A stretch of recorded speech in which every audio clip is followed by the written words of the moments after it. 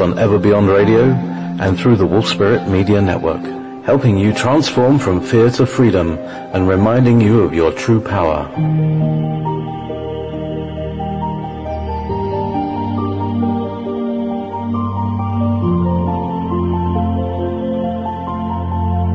During this broadcast, we will discuss anything and everything connecting to owning your inner power and the essence of your spirit. We will hear inspiring stories from guests, as well as guidance from the spirit world. Jump on board for this incredible ride.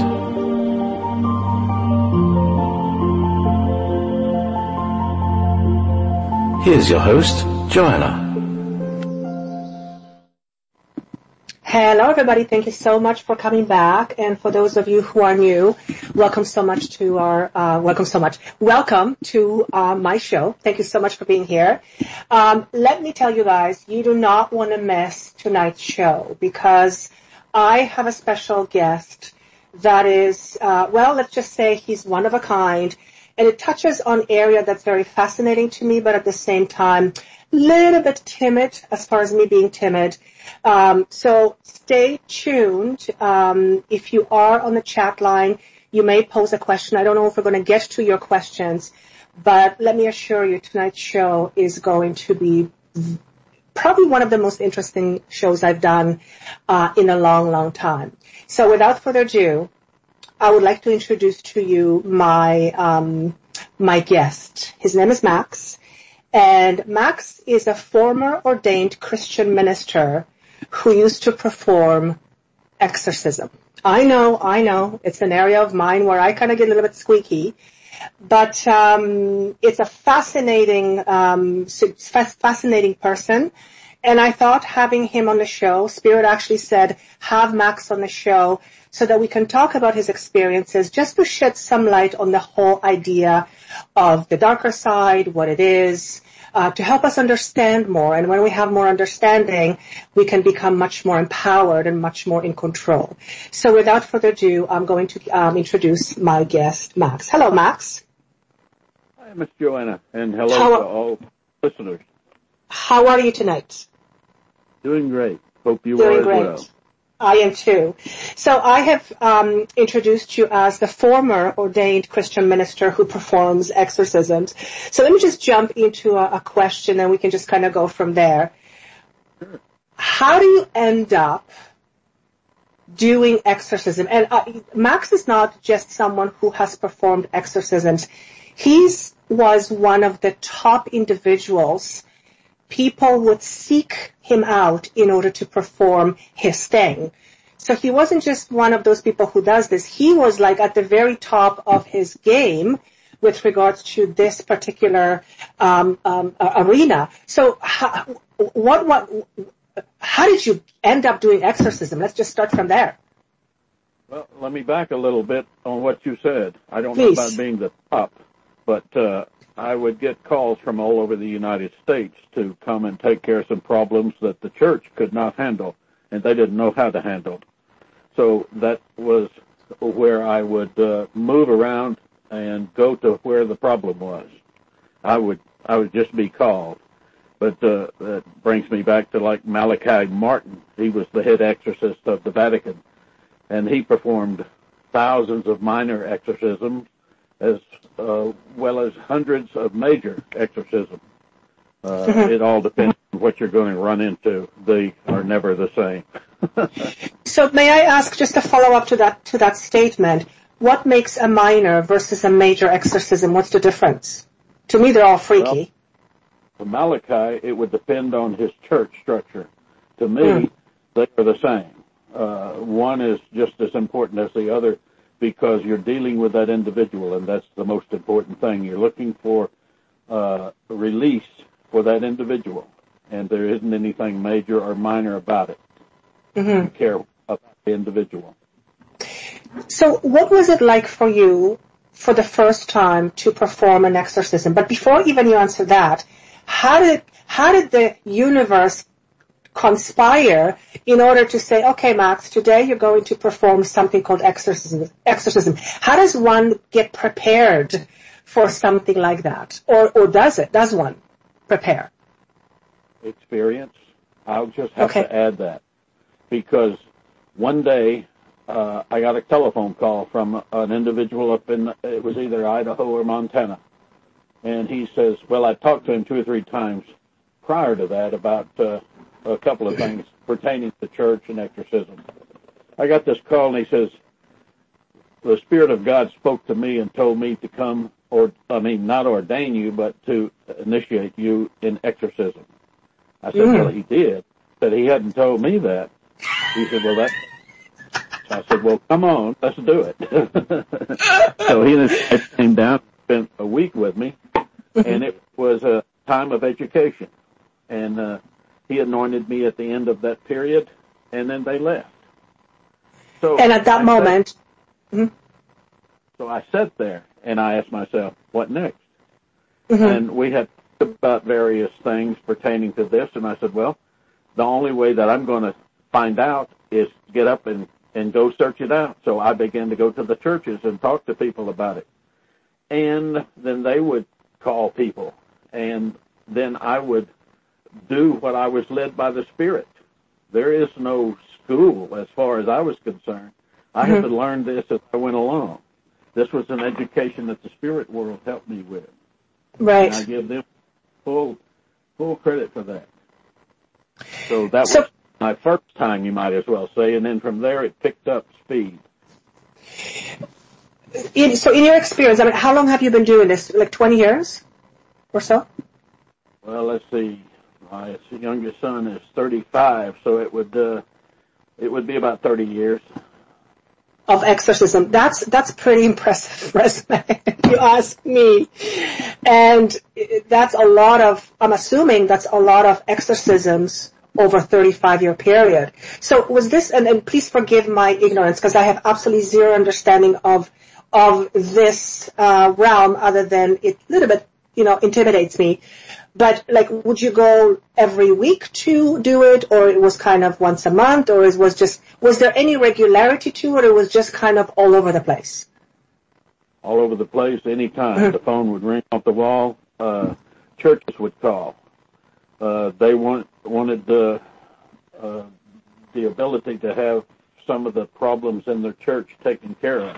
And they would call the entire church in some cases, and sometimes I would spend the whole day with their church congregation. Other days, 2 days.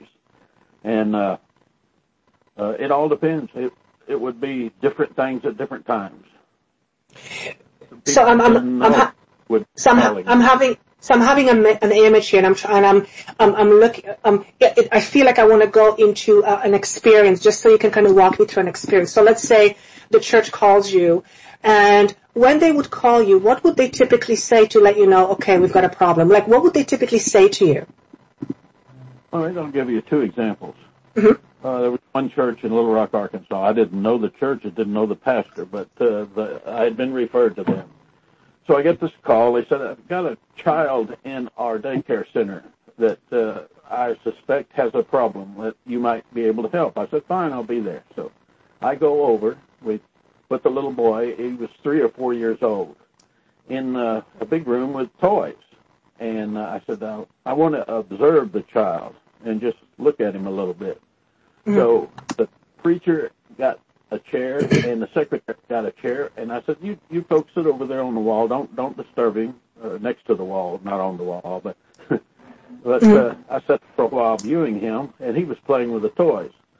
All of a sudden, he stood up, and his head kind of swung around like the movie version, and in a big, deep, reverberating voice that rocked the whole building, he says, I hate you, you MF.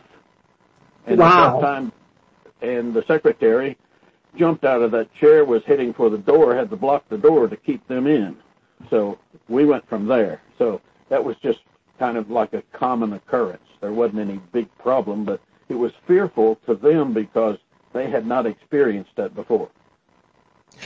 But one of the things we want to deal with tonight is fear, connecting to the dark side. It's not exactly like one would view once you get accustomed to it and dealing with it. So let me ask you a question, because my brain is dancing on wheels right now, trying to figure this out. How does one get accustomed to it that, in my observation, is extraordinarily scary? Probably one of the most scared aspects that people are scared of. Like, that's probably one of the most fear-producing aspects. How do you get used to it? Let me say this. Fear is an element that is given to us in this dual-type universe. There's an opposite for everything. We recognize the subject of fear because it is put in front of us so we can recognize we have a problem there that we need to overcome. We need to learn how to overcome that element. And when you do that, you grow in your experience here. Mm-hmm. So in the example of that child, I mean, I'm assuming he was, in a kindergarten, so he couldn't be more than, 5 or 6 years old. What sort of, or even better, so what sort of fears does a child at that age have to face? It wasn't fear from that child. It was fear from that pastor and his secretary when they saw what happened. The little child, I'm sure, how that child had been possessed was something to do through the family element at home. Okay, so, such as? What will be some of those examples? Well, take, for instance, a fear of, or a spirit of fear. Whenever I would go to an exorcism, I would tell the individual, I don't want you to tell me what your problem is. I'm going to tell you. Mm-hmm. And then I would begin to deal with that person, and I would see whiffs of smoke or energy or colors of light come out from a particular area on that body. Mm-hmm. Then I knew where the problem originates. So, like, I would see that energy come out of the top of the middle of the head, in and out. By seeing that, I instantly knew I had a problem there with diabetes or hypoglycemia. If it was coming from throat, you instantly know that you had throat problems, and I'd just say, are you having problems with the tonsils? Yeah, how did you know? And if I saw it coming out of one ear or both ears, I would instantly know I had a deaf and dumb spirit. And in that instance, it's a spirit of fear connected to that deaf and dumb spirit. And in the instance of a child, most of the time, it originated in a traumatic experience when they were a very young child. And that's how it got in. Mm-hmm. So you might wonder, how can a child be possessed? Right. Through something that they view as traumatic would create fear, and it would open the door for that to come in, and then it would stay. Mm-hmm. Okay. But because I'm sorry. No, go ahead. Another instance, I got this call from this couple in Denver, and they said, we're having problems with our church. We want to work with the church area, and everything is just big problems, and we don't understand it. So I said, yeah, I'm coming through there. So I fly into Denver, and I got a motel room. We're scheduled to meet at 11 o'clock. So 11 o'clock comes, they don't show. 11:30, I get a phone call. They tell me, we've been up since 6 this morning. We got sick at 2 in the morning, throwing up. We know there's something going on. This is unusual. We're both sick, throwing up. We're driving over there. We're trying to get there. We're going to make it. I said, okay, I'll wait. So long about 2:30, 3 o'clock, they drag in. So I said to the husband, I said, you sit over in the corner in the chair. We're going to get right to it. You're sick. You don't feel like talking. I said, I don't want to know anything anyway. To the wife, I told her to get in front of that area over there next to the wall so I could watch it. So I began to cut down on what I saw was dealing. And at that time, she elevated in the air 6 to 8 to 10 inches off the floor. She went in a position that she was like Christ being crucified on the cross with her arms outstretched and her head dropped to the side. Mm-hmm. And she would alternate in that position into standing at attention. Then the head would come straight up and her arms would drop to the side. So that would go back and forth, back and forth, back and forth. So when that first occurred, that husband did like that preacher. He jumped that bed and was going through that door. It frightened him. Now, there's a spirit of fear. Right. So I said, you're not leaving out of here. So we handled the problem with her, and then got him in the situation. And what happened there, you could hear chains that had bound him. It was like they broke in millions of pieces and hit that wooden floor. And you would think that the entire motel shook with all of that, but nobody heard it other than us. Mm-hmm. But they knew at the time that that was broken, that they were delivered of that. And there's no question, because I see in every case the person's eyes as big as a $50, and you could hear this noise come out of their throat. It's just a relief. But there's no question, they know it. So there's so many questions running through my head, and I'm trying to figure out which one to put up first. Aside from the fact that, how do you get to a point where something like this doesn't make you run in the other direction for your life? But that I understand you getting used to it. So in your case, you got used to it. But as you talk about this child, and then you talk about the example of this couple, what we were talking about earlier, I was saying, I'd like to find out the people that you have dealt with. Are there any commonalities that make these people susceptible to being possessed? Oh, certainly. And if so, what are some of those things? Say, for instance, when the preachers would call me and ask me to deal with their church congregation, now the question began to arise with me, why in the world do I have 80 or 90% of the congregation full of problems? And then I began to look at what I was casting out of them, and you've got spirits that deal with bitterness and anger and hatred, and when you dwell on that with your mind, you create an opening for those elements to come in and take over and live in your body. It's so subtle, they don't let you know that they're there, but they keep talking to you like anger. He did so and so. You don't let him get away with that, and continually you build it up. Right. Eventually, it becomes strong. It even affects the physical body. Right. So this is how possession occurs in the church, and very easily. So that's fascinating in itself, because my logic kicks in and says, well, wait a minute. These are people of faith. Should they be the ones immune to this, not the other way around? Right? The ones what? I didn't understand. I'm sorry. What I'm saying is that these people who are part of congregation, you say 90% of your cases are people from congregation.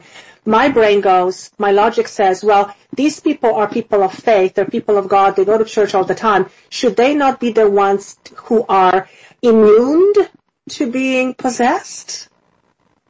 There is no such thing as immune unless you follow and eliminate the dark elements. You get rid of the bitterness and anger in your heart, and you walk in total goodness, and take the golden rule. Do to that person as you would have them do unto you. If you concentrate and keep your mind on that, rather than concentrating on anger and hatred and opening the door for that. If it opens, immediately shut it. This is how you can walk free of this stuff. You don't have to live with this, but it is manufactured. I might use that word, manufactured by the Creator, in order for you to experience this. And once you experience it, you make a choice to eliminate it from your life. Because, let's face it, the Creator created the demonic beings as well as the angelic beings, and all of the attributes, you might say, of anger, bitterness, to show us what we need not be doing and to guide us in the direction we need to go. And everything is in relation to everything else. So we have to have the contrast. That's right. You wouldn't know one element if it didn't have that contrast. Exactly. You bring up a really interesting point, and it just occurred to me that just because somebody attends church or they're devout, I'm going to use the term Christian as an example, does not absolve them from being susceptible to these experiences. So in other words, one doesn't have to go to church or even believe in God as the way, religion dictates God, and, they can be free and at peace from all the stuff you call exorcism or possessions. Most assuredly, that is a very important. You can walk free in your life and be free of disaster.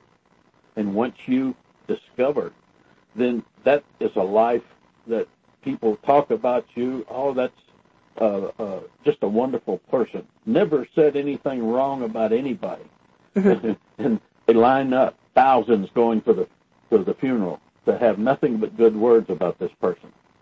Right. The other thing that you and I were talking about before the show is when I was kind of, we were kind of contemplating, and I think I said to you, I said, it doesn't mean that tomorrow, if I get, I don't know, if the gas station runs out of gas and I happen to be the car trying to get gas, if I get a little bit angry, that doesn't mean I'm going to get possessed. It just means that I have to make sure I don't stay there. Exactly. Yeah. It makes an ordeal out of it that's going to create problems. And that's like with everything. Negativity breeds negativity, right? Like attracts like. So if we focus on low vibrating energies, like you mentioned, anger, hate, bitterness, all that stuff for a prolonged period of time, that can definitely create. I think what it does, and I don't know this for sure, but I feel what it does, it's almost like it creates holes in our energy so that we're not as strong to withstand certain things. Would you say that would make sense? Well, I think that each person has some specific details when they enter this life that they need to work on. Mm-hmm. And we know that each one of us, we're entirely different from another one. There's no two people on the face of the earth alike. Right. And in all of that, you know that there's some elements there that person is working or needs to work on in order to overcome.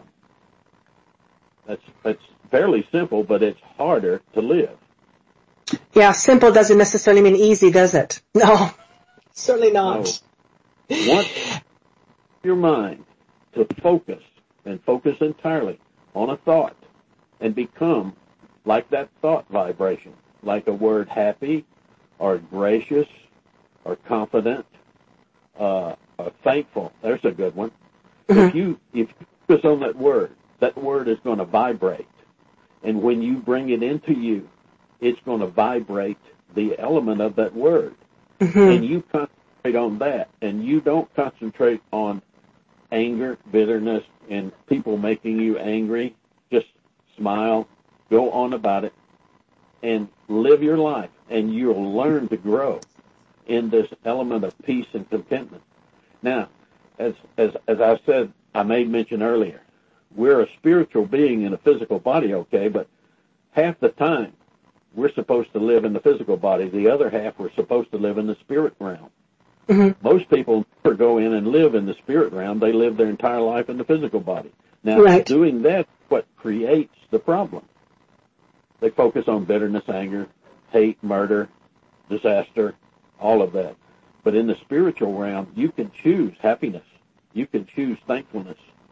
And you can find precious things in this world. Like nature is put there for us to see, to view it. And many people go and just pass by it without ever noticing the small detail that Source mm-hmm. has given us.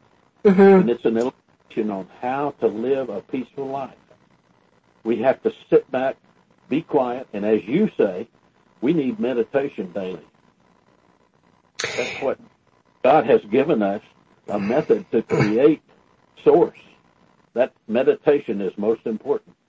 To stilling the mind. When I heard you say, there's a couple of things that I want to say. When I heard you talk about that most people live in a physical aspect, what came to me right away to my mind was that equals living according to the ego, not according to the spirit. Because from my understanding, ego equals the physical aspect of who we are. And if we always focus on our ego, that's when we tend to get into, hot waters, so to speak, in various different denominations. The other thing I wanted to mention is about nature. I just in the last little while started to go to nature because I have this incredible pull towards nature. It's very new to me.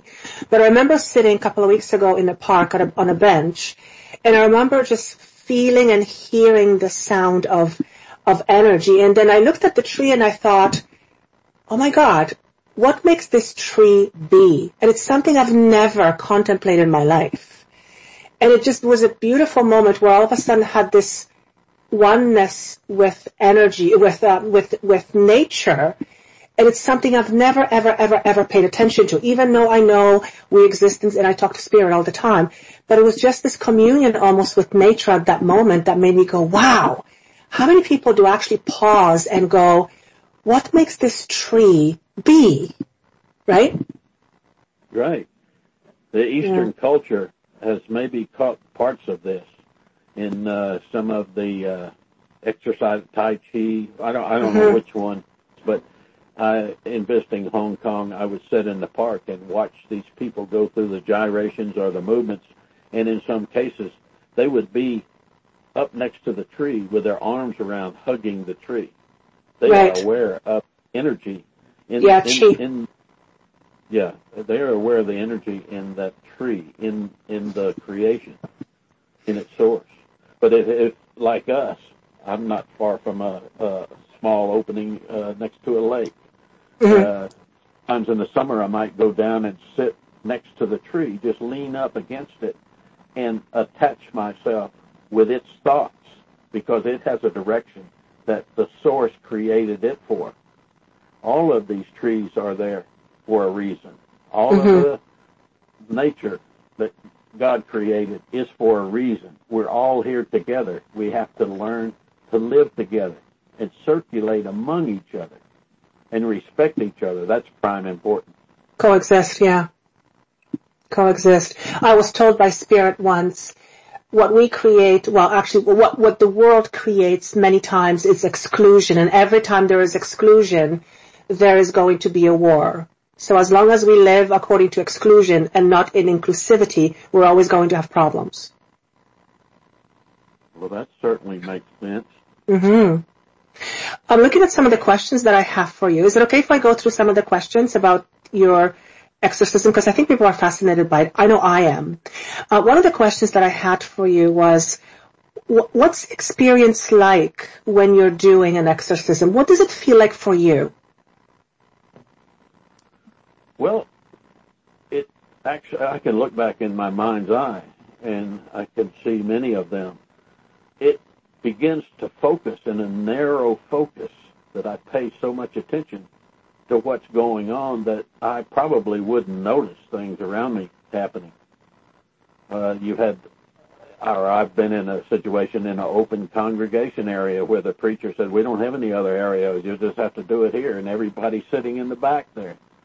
So I began to go into it, and I'm not really paying any attention to anything else, come to think of it. But when I focus on that, I can look at something, and it's like I don't hear any words sometimes, but I instantly know. It's like I'm given an entire paragraph of a piece of writing, and it's all input all at once. Or in other times, I'll hear a specific sentence that I need to stress. Say. Particular emphasis on this area. But it's not me. I don't do any of it by myself, because your vehicle. As you have plenty of help. Right. Everybody is designed for something like this, and over many years, eons of time, whether we believe in reincarnation or not, anyway, when we come here for something like this, we have the necessary tools to accomplish it. All we have to do is be willing to step into it.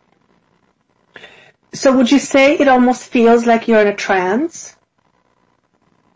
Well, I guess part of it, you could say that. You could connect it to a certain section of meditation. When you think really intently towards it. And when you be like, your attention is drawn to it. You don't have to worry about it. Got it. Oh, I see what you're saying. Like a magnet. So when you deliver the person, I think that's the right saying. What sort of spirit is usually what's the word, is usually embodying the person, or that's not the possessing the person. Is there a certain type of a spirit? Do they have certain commonality? Do they have something in common? Are they after one thing?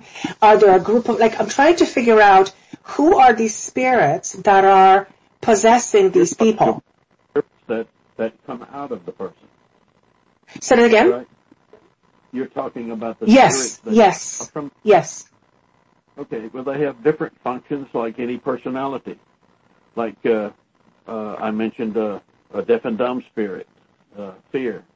There's also, and this is so easy, people will laugh at this when I give the description. But in many cases, I'll have this person come up and I'll ask just to stand in front of me. And they'll stand there with their feet kind of spread apart, and they'll have their arms crossed in front, and they'll have their chin up in the air, their nose up in the air, and I just have to chuckle. I said, haughty spirit. Haughty spirit? Yeah, haughty. Okay. Yes. Pride, better than anybody else, and okay. It's sloppy, but everybody knows what I'm talking about. They can look back and see someone like that. So are these like lost souls? What are these spirits? Why are they so full of anger? Are they lost souls? Are they kind of stuck in this realm? Really they are created by the Creator. Remember we spoke about there are issues that we have to overcome, that we walk, and they come up in our lives. So we could never overcome it if we didn't experience it. And those spirits were created for a particular purpose. They have an assignment to live. Yes. Really? Okay. So it's not like they're a good spirit that went sideways. Oh no, I'm glad you mentioned that. I am so glad you mentioned that. I want to tell you. Yes. Okay.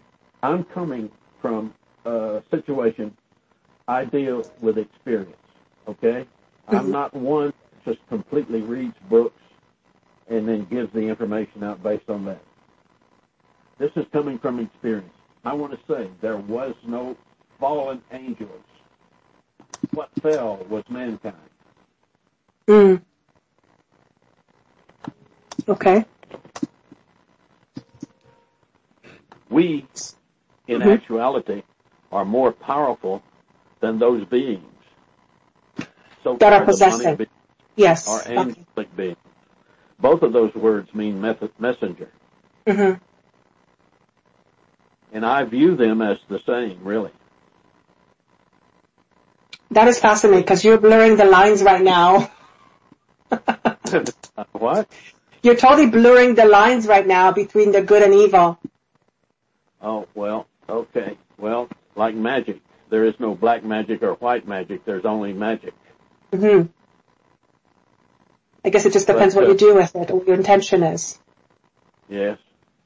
Okay, that makes sense. That makes sense. So when I asked the question, like, what are the common denominators you found with the spirit interferences?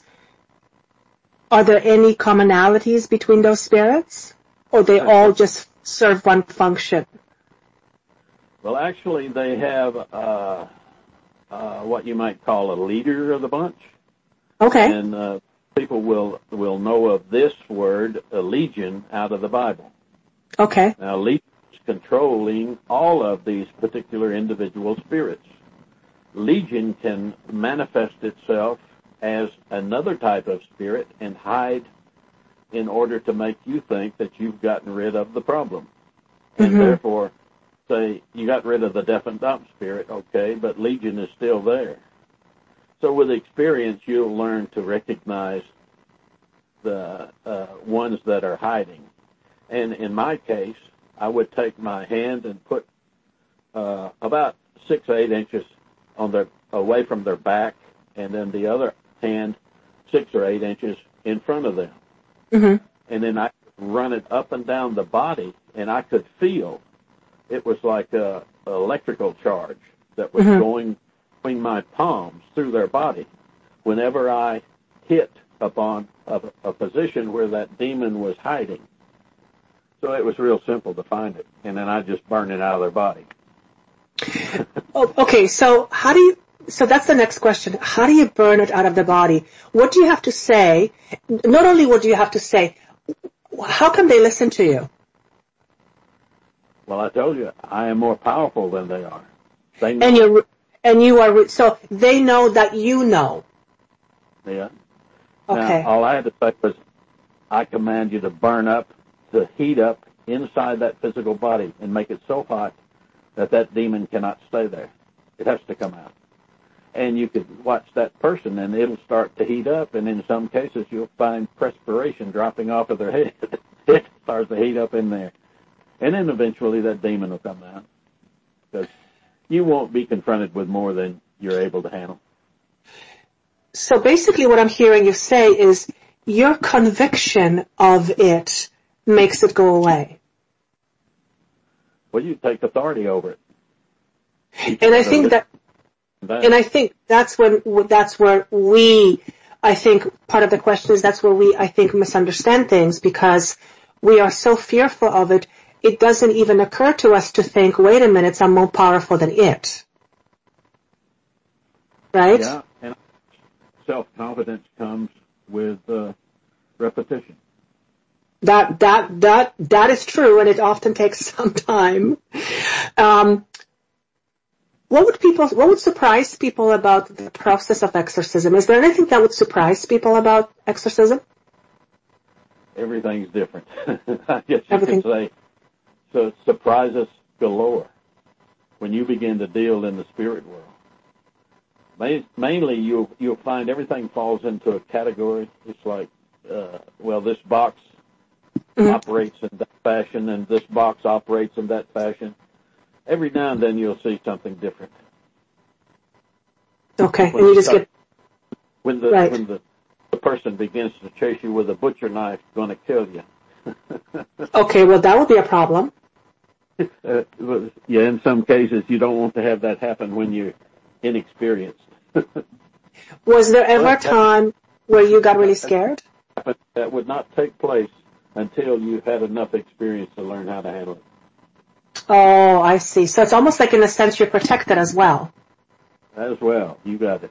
Yes, because you have a job to accomplish, and if they damage you, well, then you can't do your job, can you? So it's to our benefit for you to stay, intact. If you have a focus and you have a desire for this, you're going to be led with enough education in order to accomplish, and along the path, you're going to have enough assistance from the other side that you'll do fine. So anybody that wants to become involved in this, you just have to be sincere, willing to be open, and learn. Because there was nothing in that Bible that taught this process. Right. The entire thing was learned from day one. You have to get out there and get involved. That's how it works. Well, just for the record, I'm not volunteering, just so you know. I'll just stay in my little corner dealing with my guides on this side. You do very well, and everybody out there agrees. Oh, that's so funny. Was there ever a time where you got a call, and it was one of those calls where you just said to yourself, "Oh my God, this is a first," where you got scared? No, I can't remember that. Are you serious? Wow, that's just, to me, it's incredible. I guess it's something that's you're born to do. That it might be exciting. Okay, so you see it more as a challenge. Yeah. Yeah. Fear doesn't enter into it after a while. You know you've got the necessary tools to deal with whatever's going to happen. So having said that, I think I know the answer, but I want to ask you, do you feel this is something one is born to do? Must be. Yes, ma'am. Yeah. I think. Yeah. Because I'm having a very difficult time trying to think of somebody saying, "Hey, I'm going to see if this exorcism thing works for me," and I just have a funny feeling it doesn't quite work that way. I can tell you exactly you are right, because when I first started, I had two other individuals that went along with me. One was a preacher at a church, and another was a member of his congregation. And the member was so fascinated with this, he wanted to do this so badly. He said, let me do it, let me do it. And so we let him a couple of times, and nothing happened. The person just laughed at him. It was the demon inside that just laughed at him. I had to take over, and then we took it from there. It made him so angry. I guess you might say it was not his place in life. This was not what he was called to do. He was called to support that preacher in his church there that he was so closely tied with. And he had a family at the time. I didn't have a family. You couldn't have a family too strong in the middle of all this going all over the country and strange things happening. No kidding. One of the other questions that I had for you here is, which is a little slightly offside but still connected. How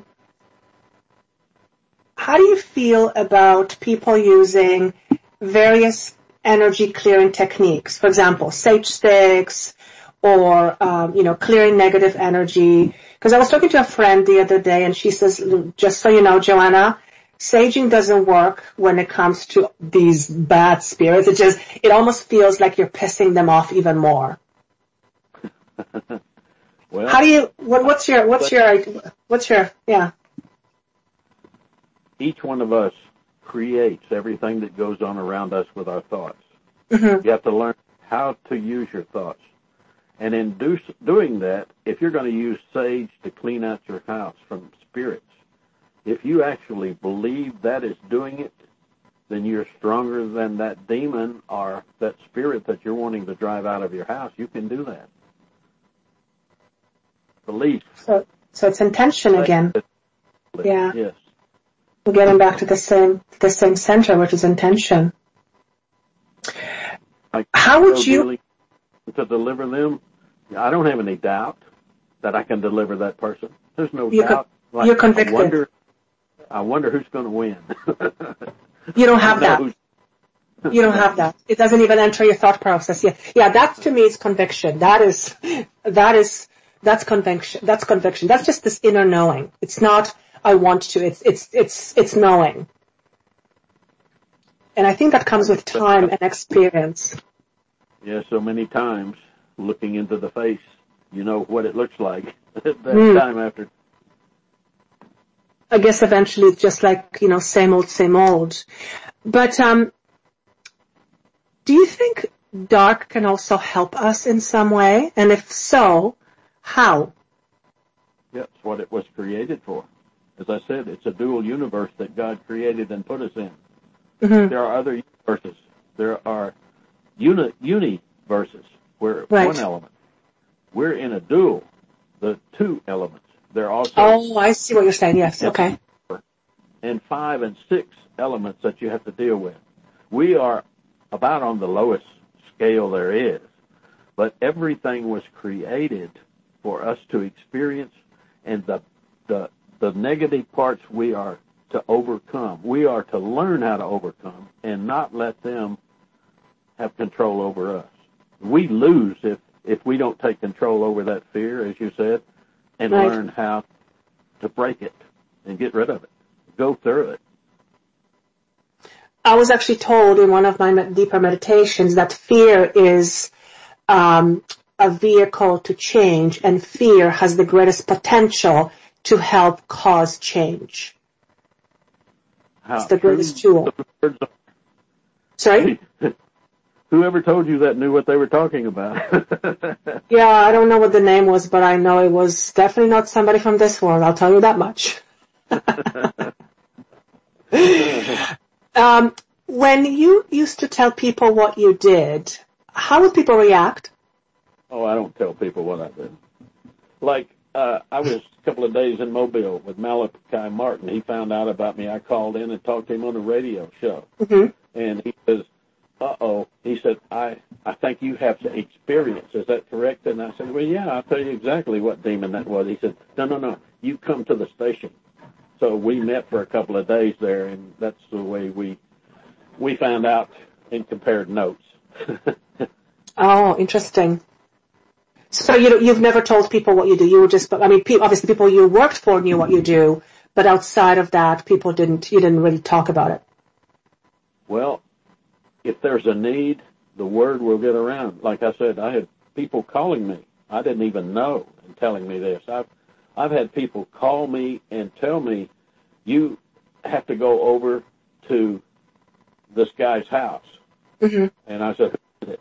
He said, well, we don't need to tell you. I said, no, I'm not going until you do it. It turned out he was a bodyguard for Bill Clinton when he was governor there. Mm-hmm. He and his wife. So that would tell you a lot. Yeah, no kidding. Wow. So I know you believe in past lives because you and I talked about this offline. Do you feel that there have been other past lives of yours that have somehow prepared you for this? Oh, for certain. Yeah, and are you aware of any?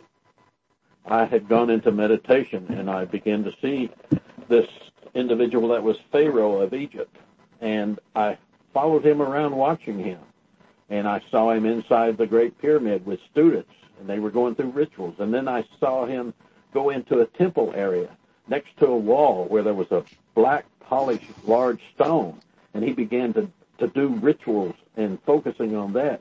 And I knew instantly he was opening up a portal to another dimension.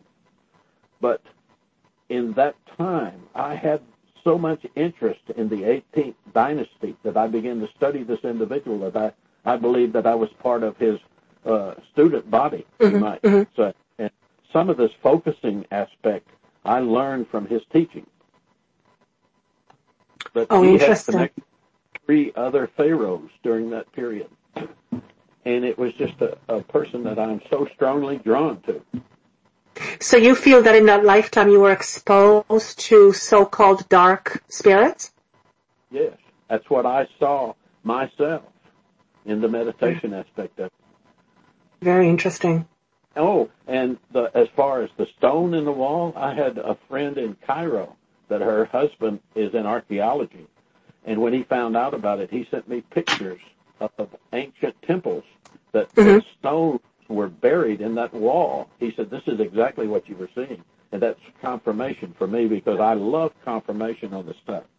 Of course. Not 1, 2, or 3, but confirmation is the greatest. It's just exhilarating when I come across that. Yeah, I'm the same way. So last but not least, what made you quit doing exorcisms?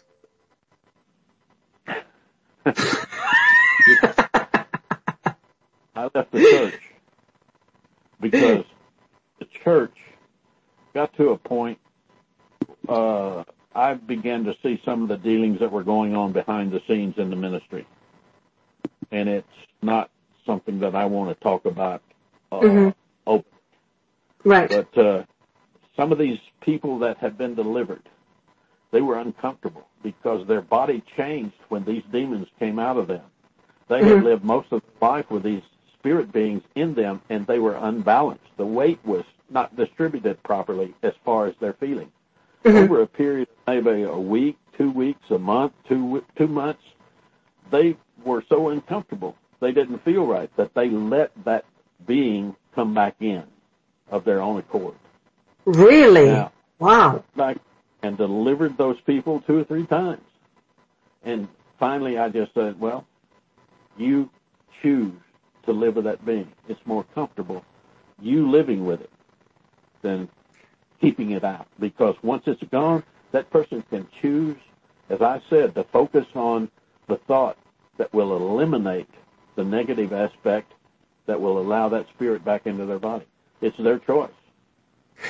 So here's a question that just popped in my mind, because I'm thinking there cannot be a sane person in this world who wants to go back to being possessed. Like, I don't know what kind of individual that is, unless being possessed somehow positively affects the ego according to the person. You hit it. So, how do you know all of this? No, you are right on the nose. I didn't. It just came to me. So maybe they're feeding me some information. So, and that's what I'm asking. So, do you think that being possessed on some level offers the human some kind of power they otherwise wouldn't have. How strong an element do you think power is to some people?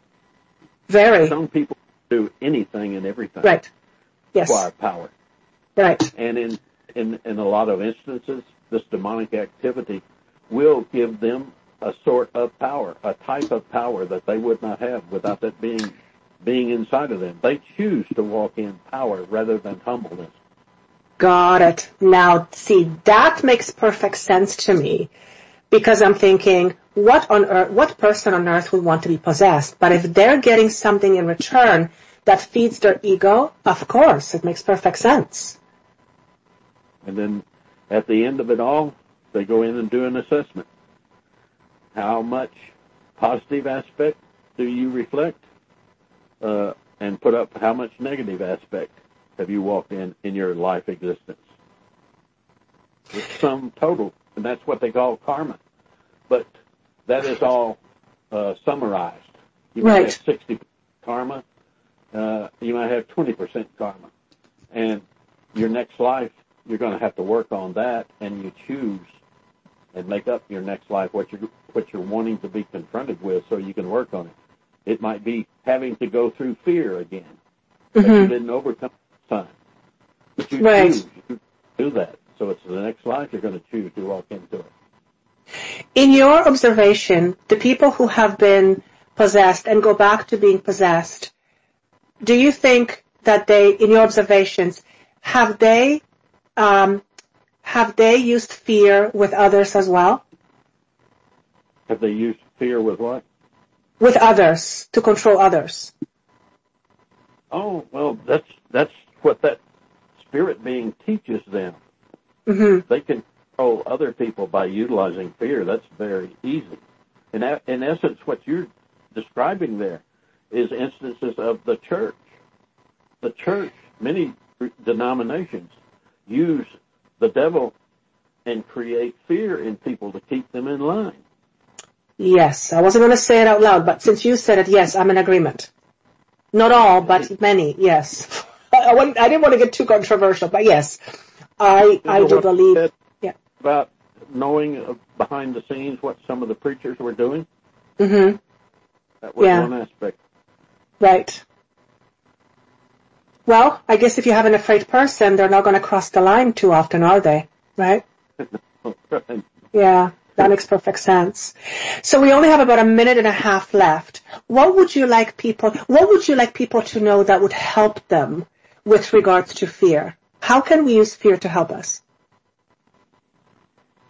Well, let's use the illustration I gave in taking a word that you want to become. Make a great word, whether it's happy, and that's a real easy one. Think back to when your most happy time was. And keep it and focus on it and let it become a part of your own body vibration. And then you keep your focus on it from the middle of your head and stay there. And whenever fear comes up, you can laugh at that fear. Revert back to the happy feeling. Nothing can destroy that happiness. Right. And that's the difference. We walk in either one or two places in this world. We're either happy or unhappy. Right. Listen, Max, the music is playing in the background. I wanted to thank you from the bottom of my heart. I could talk for hours with you about this stuff because it's fascinating, and I'm sure we'll probably meet again on the show. But I wanted to thank you so much for allowing me to have you, not only to ask you all these questions.